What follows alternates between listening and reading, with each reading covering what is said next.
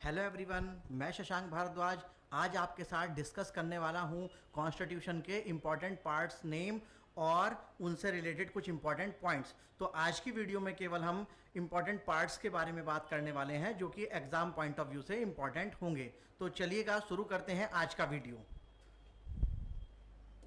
तो हम डिस्कस करेंगे कॉन्स्टिट्यूशन के पार्ट्स को। जैसा कि आप जानते हैं कि इंडियन कॉन्स्टिट्यूशन,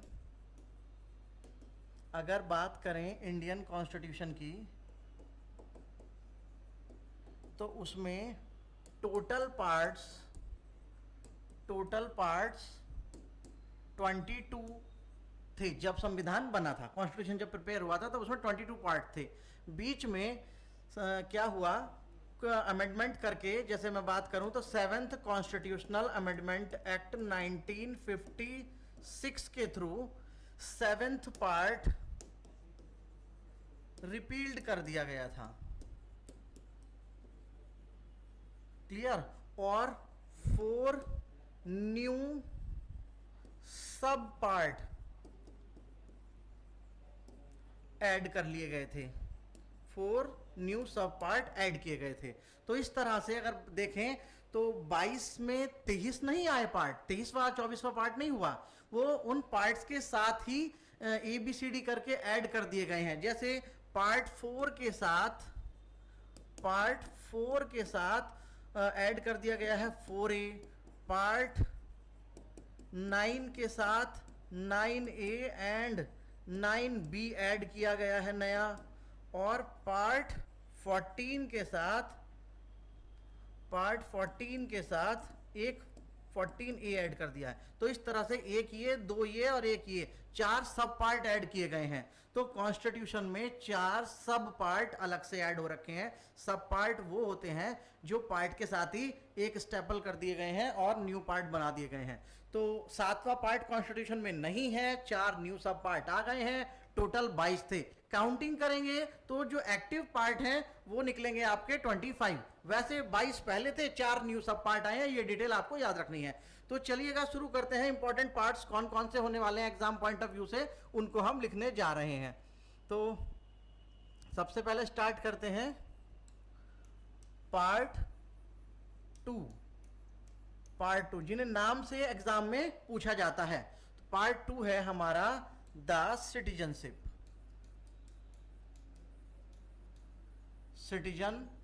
पार्ट 2 का नाम है। क्लियर? पार्ट 2 का नाम है सिटीजनशिप। और यहां पे 2 बातें आती हैं कि कॉन्सेप्ट ऑफ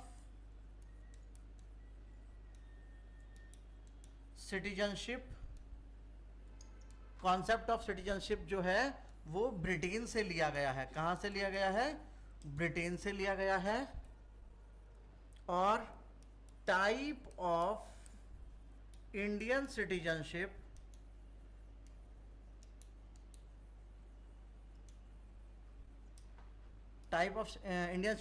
कैसा है? सिंगल सिटीजनशिप मिलती है इंडिया में। सिंगल सिटीजनशिप इंडिया में मिलती है। क्लियर? अब यहां पे हमने ये ऐड कर लिया। अब हम बढ़ते हैं पार्ट 2 की तरफ। पार्ट 2 मतलब दूसरे पार्ट की तरफ, और उसका नाम है पार्ट 3। तो पार्ट 3 जो है, पार्ट 3 में क्या है? द फंडामेंटल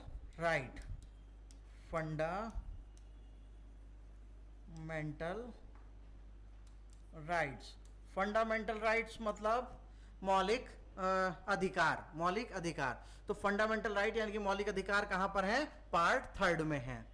और यहां पे लिख देते हैं concept of fundamental rights taken from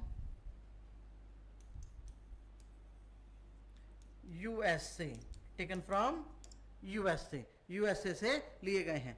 इसके लिए मैं आपको एक बात बताना चाहूंगा, यूएसए से लिए तो गए हैं, बट ओरिजिनली यूएसए के पास भी फंडामेंटल राइट नहीं थे जब उनका संविधान बना।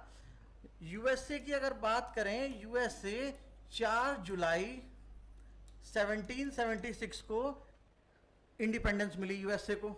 उन्होंने अपना कॉन्स्टिट्यूशन बनाना स्टार्ट किया 1787 में। उन्होंने अपनी कॉन्स्टिट्यूशन की प्रिपरेशन स्टार्ट की और 1789 के अप्रॉक्स उन्होंने अपना कॉन्स्टिट्यूशन कंप्लीट कर लिया।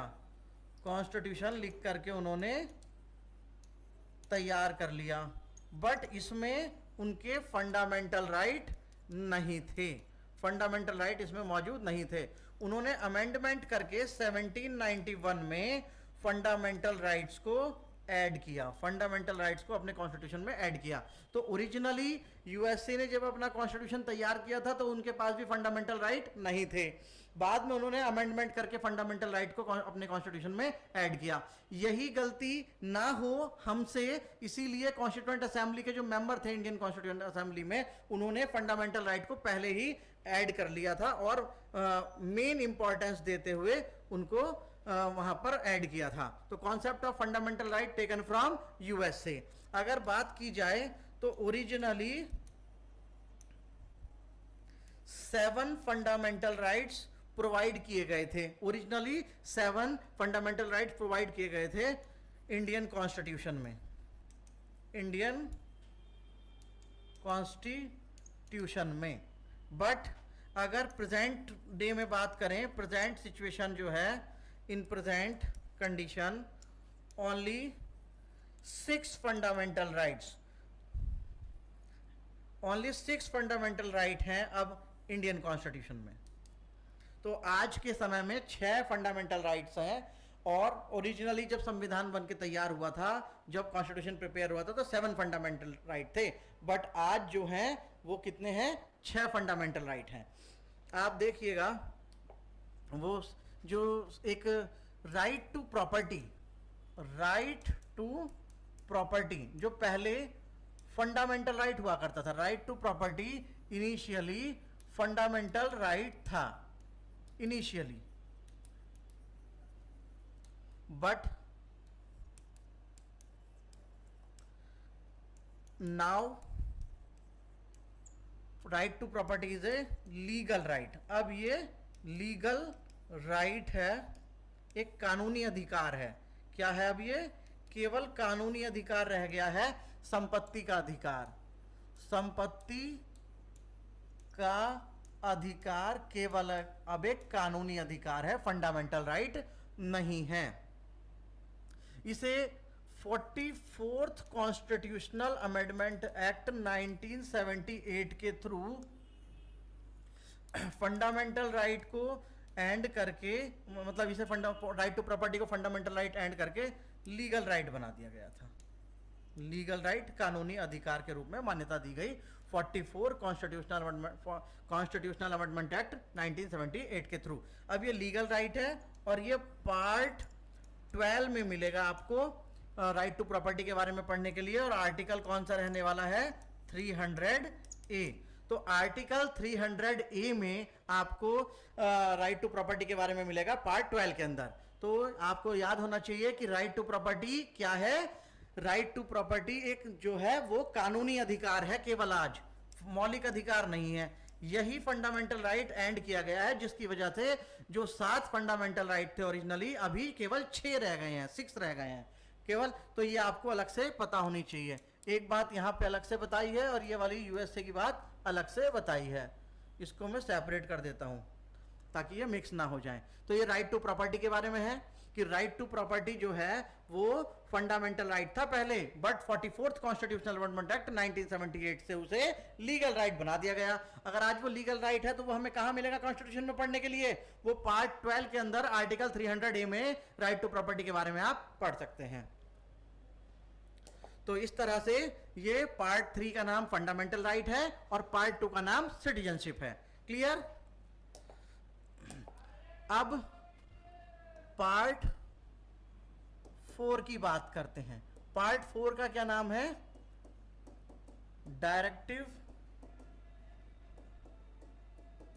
प्रिंसिपल ऑफ स्टेट पॉलिसी, यानी कि पार्ट 4 को शॉर्ट में हम DPSP भी बोल देते हैं। क्लियर? तो पार्ट 2 का नाम सिटीजनशिप था, पार्ट 3 का नाम फंडामेंटल राइट था, और पार्ट 4 का नाम directive principle of state policy यानी कि DPSP है। यहां पे बताना जरूरी है concept of DPSP taken from Irish Constitution और आयरलैंड, ऐसे भी लिख सकते हैं कि आयरलैंड के से लिया गया है या आयरिश संविधान से लिया गया है। क्लियर डीपीएसपी के बारे में। और आयरलैंड के पास भी अपना खुद का नहीं था, उन्होंने स्पेन के कॉन्स्टिट्यूशन से लिया था, तो ये भी आपको हल्का सा आइडिया रहना चाहिए, उन्होंने स्पेनिश कॉन्स्टिट्यूशन से लिया था। तो डीपीएसपी पार्ट 4 का नाम है। क्लियर। और डीपीएसपी क्या है? डीपीएसपी ये गवर्नमेंट को और डायरेक्शन दी गई है कॉन्स्टिट्यूशन की तरफ से कि आपको एक वेलफेयर स्टेट डेवलप करने के लिए क्या करना है। एक कल्याणकारी राज्य की संकल्पना के लिए सरकार को क्या क्या करना होगा, ये डीपीएसपी में बताया गया है, जो कि संविधान का भाग 4 है। क्लियर। आगे देखते हैं पार्ट 4A। इनके नाम इनके साथ याद करते रहना कि कौन से पार्ट का नाम क्या है और कौन सा पार्ट जो है नाम बताया जाए तो ये आप मैच कर दें कि कौन से नंबर से मैच करता है। तो पार्ट 4A का नाम है फंडामेंटल ड्यूटीज। फंडामेंटल ड्यूटीज, जिसे मौलिक कर्तव्य भी कहते हैं। मौलिक कर्तव्य ये ओरिजिनली नहीं था कॉन्स्टिट्यूशन में, इसको 42nd कॉन्स्टिट्यूशनल अमेंडमेंट एक्ट 1976 के थ्रू कॉन्स्टिट्यूशन में ऐड किया गया था। फंडामेंटल ड्यूटीज जो हैं वो सोशलिस्ट कंट्रीज का कॉन्सेप्ट है। Fundamental duties is the concept of socialist countries, यानी कि समाजवादी देशों की अवधारणा है मौलिक कर्तव्य। और अगर बात करें तो concept of fundamental duties taken from USSR, किससे लिया गया था? यूएसएसआर से लिया गया था फंडामेंटल ड्यूटीज का कॉन्सेप्ट। तो इस तरह से अभी तक हमने 4 पार्ट्स के बारे में बता दिया है। पार्ट 2 सिटीजनशिप है, पार्ट 3 फंडामेंटल राइट है, पार्ट 4 डीपीएसपी है और पार्ट 4A का नाम फंडामेंटल ड्यूटीज है। क्लियर। आगे आते हैं। पार्ट 4A हो गया है। अब हमारा इंपॉर्टेंट पार्ट है पार्ट 8। ये मैं वही नाम लिखूंगा जो एग्जाम में नाम से पूछेंगे और उनके नंबर से पूछेंगे। तो पार्ट 8 का नाम है the union territories. The union territories, तो इसमें केंद्र शासित प्रदेश या संघ शासित प्रदेश के बारे में बताया गया है।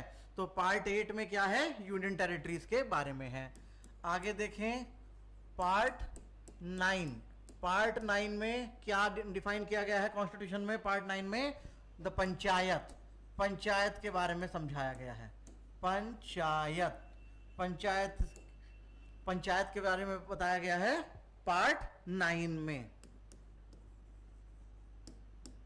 और पार्ट 9A की बात करें तो उसमें बताया गया है द म्यूनिसिपैलिटी। म्यूनिसिपैलिटी, नगर पालिकाओं के बारे में व्यवस्था समझाई गई है। आगे बात करें तो पार्ट 14 और 9B, पार्ट 9B, जिसमें the cooperative societies, cooperative societies के बारे में बताया गया है। तो यहां पर पार्ट 8 यूनियन टेरिटरीज के बारे में बता रहा है, पार्ट 9 पंचायतों के बारे में बता रहा है, पार्ट 9A म्यूनिसिपैलिटीज के बारे में, नगर पालिकाओं के बारे में बता रहा है, और पार्ट 9B कोऑपरेटिव सोसाइटीज के बारे में बता रहा है। तो ये 9 तक हो गया है। यहां पर आगे चलते हैं। पार्ट 15 आता है इसके बाद। पार्ट 15 से पहले 14A। 14A इंपॉर्टेंट है, ये भी अलग से ऐड किया गया था, ट्रिब्यूनल्स। तो ये है ट्रिब्यूनल्स, ट्रिब्यूनल्स जिसे अधिकरण कहते हैं। अधिकरण ये विशेष प्रकार के न्यायालय की तरह काम करता है, जैसे national green tribunal, water tribunal. कुछ ऐसे मुद्दे होते हैं जिन्हें सर्वोच्च न्यायालय सुप्रीम कोर्ट में ज़्यादा लंबित करके नहीं चलाना चाहिए, या बहुत दिक्कत कर रहे थे, प्रॉब्लम क्रिएट कर रहे थे, हर मुद्दा बार बार सुप्रीम कोर्ट में जाएगा और जल्दी सॉल्व होना हो जबकि लाखों केस पेंडिंग पड़े हैं, तो इसके लिए व्यवस्था अलग से व्यवस्था की गई है। कुछ ऐसे मुद्दों को जिनको अलग से डिस्कस करना है और टाइमली डिस्कस करना है, तो उनके लिए ट्रिब्यूनल्स बनाए गए हैं। इनको अधिकार होता है कि कुछ जो इनको दिए गए हैं फील्ड, उनके लिए ये लॉ बनाएं और उनके डिस्प्यूट को रिजॉल्व करें या उनमें आने वाली प्रॉब्लम्स को रिजॉल्व करें। ये ट्रिब्यूनल्स का काम होता है। तो ये अधिकरण है। अधिकरण विशेष प्रकार के न्यायालय की तरह काम करते हैं ये, और इनको कानून बनाने का भी अधिकार है। अधिकरण। इसके बाद आता है पार्ट 15। ये सारे वो पार्ट हैं जो नाम से डायरेक्ट पूछ लिए जाएंगे एग्जाम में। पार्ट 15 का नाम है द इलेक्शन। द इलेक्शन, निर्वाचन। इलेक्शन, निर्वाचन के बारे में पार्ट 15 में, भाग 15 में समझाया गया है। इसमें बताया गया है कि किस तरह से निर्वाचन प्रक्रिया रहेगी, कौन करवाएगा निर्वाचन, यानी कि इलेक्शन कौन कराएगा। इलेक्शन कमीशन ऑफ इंडिया कराता है, यानी कि इलेक्शन कमीशन ऑफ इंडिया के बारे में बताया गया है। इलेक्शन कमीशन ऑफ इंडिया का चीफ कौन होगा, चीफ इलेक्शन कमिश्नर होगा। वो सब बातें पार्ट 15 में डिफाइन की गई हैं द इलेक्शंस में। उसके बाद पार्ट 17 इंपॉर्टेंट है, जो कि है द ऑफिशियल लैंग्वेज, आधिकारिक भाषाएं। ऑफिशियल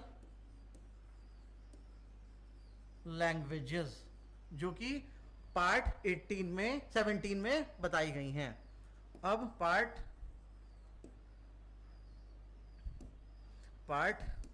18 का जिक्र करते हैं। पार्ट 18 में क्या है, इमरजेंसी प्रोविजन। इमरजेंसी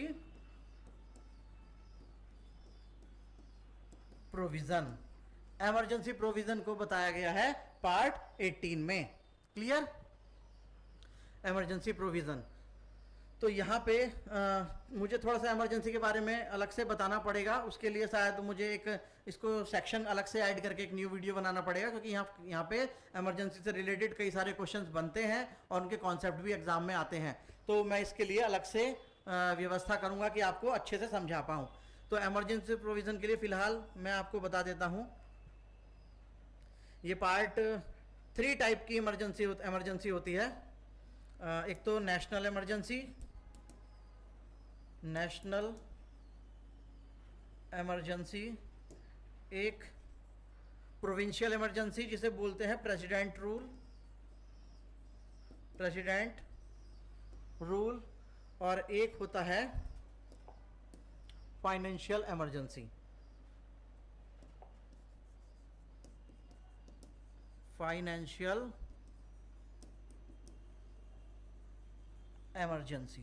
तो ये 3 टाइप की इमरजेंसी होती है, जिसमें नेशनल इमरजेंसी का जो कॉन्सेप्ट है वो जर्मनी से लिया गया है। ये जर्मनी से लिया गया है। प्रेसिडेंट रूल का जो कॉन्सेप्ट है प्रोविंशियल इमरजेंसी का, वो भी जर्मनी से लिया गया है। और जो फाइनेंशियल इमरजेंसी है उसका कॉन्सेप्ट यूएसए से लिया गया है। आज तक हमारे देश में कभी फाइनेंशियल इमरजेंसी नहीं लगी है और ना ही लगनी चाहिए, वो ये खराब होगा। फिर आगे पार्ट 20। पार्ट 20 का नाम क्या है, प्रोसीजर ऑफ कॉन्स्टिट्यूशनल अमेंडमेंट।